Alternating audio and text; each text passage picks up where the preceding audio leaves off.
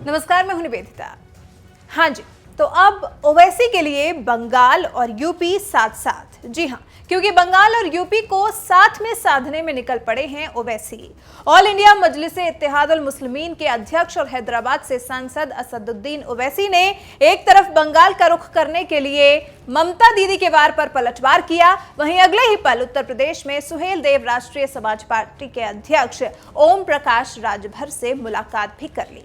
ये मुलाकात यूपी की राजधानी लखनऊ में कानपुर रोड पर स्थित एक होटल में हुई और दोनों नेता मुलाकात के बाद मीडिया से भी बातचीत करने के लिए सामने आए। इस दौरान ओवैसी से आम आदमी पार्टी की यूपी में चुनाव लड़ने की महत्वाकांक्षाओं को लेकर भी सवाल किया गया। आम आदमी पार्टी से गठबंधन को लेकर सवाल उठाया गया, जिस पर ओवैसी ने कहा, अभी हम दोनों आपके सामने बैठे हुए हैं, हम राजभर जी की लीडरशिप में साथ खड़े हैं और काम करेंगे। क्या आम आदमी पार्टी के साथ भी बात होगी? क्योंकि अभी सर जो आपके सामने हम दोनों बैठे हैं और सर की लीडरशिप में हम लोग सब साथ खड़े हैं और काम करेंगे। हालांकि बीजेपी ने भी इस मुलाकात को लेकर अपना रुख साफ कर दिया है।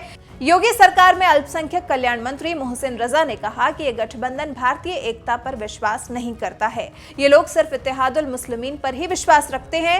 मोहसिन रजा ने कहा कि जो दंगा कराने वाले लोग हैं वो चाहते हैं कि सब एक प्लेटफॉर्म पर साथ आ जाएं। बीजेपी सबका साथ सबका विकास चाहती है, उसी तर्ज पर काम करती है। यूपी में बन रहे गठबंधन की सुगबुगाहट पर मोहसिन रजा ने कहा कि देश के 130 करोड़ जनता पीएम मोदी पर विश्वास करती है।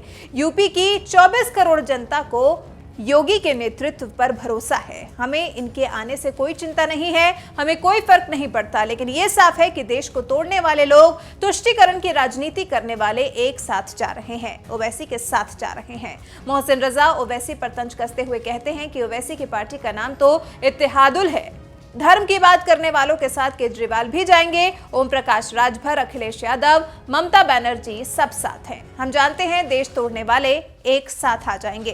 वहीं बीजेपी के बाद कांग्रेस भी राजभर और ओवैसी की मुलाकात पर चुप नहीं रह पाई। कांग्रेस के प्रदेश अध्यक्ष अजय लल्लू का इस पर बयान सामने आया और उन्होंने कहा कि इस मुलाकात का कांग्रेस पर कोई असर नहीं पड़ेगा। छोटे दल यूपी में खेल बिगाड़ने का काम कर रहे हैं, ये छोटे दल बीजेपी की टीम बी हैं। अब ये सभी बीजेपी की कितनी बी टीमें हैं वो तो कई बार सामने आ भी चुका है, लेकिन कई लोग ऐसे हैं जैसे ममता बनर्जी जो मानते ही नहीं कि ओवैसी के साथ बीजेपी का कोई लेना देना है ही नहीं, क्योंकि विचारधारा ही मेल नहीं खाती।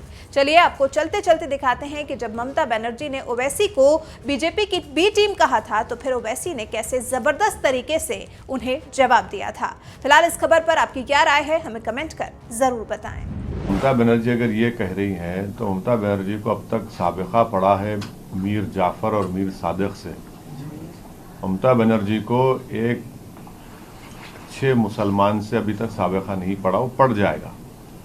अगर वो ये कह रही हैं दौलत मिली है तो भाई असदुद्दीन ओवैसी को कोई इतना बड़ा आदमी पैदा नहीं हुआ दुनिया में जो दौलत की बिना पे खरीद सके। तो ये इनका ये इल्ज़ाम बेबुनियाद है और ये बौखलाहट का शिकार हो चुकी है। ममता बनर्जी को फिक्र करनी चाहिए अपने घर की। इतने लोग उनके बीजेपी में जा रहे हैं, वो उसकी फिक्र करें।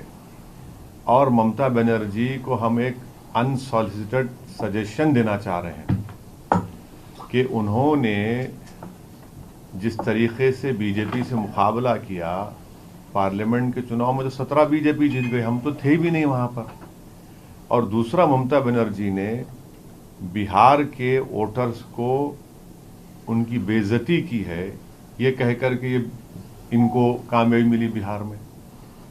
तो जो लोग हमको वोट दिए ग्रैंड डेमोक्रेटिक सेक्युलर अलायंस को, जिसमें राजभर साहब की पार्टी, हमारी पार्टी, कुशवाहा साहब की पार्टी, बीएसपी थी, ये तो उनकी तौहीन कर रही हैं।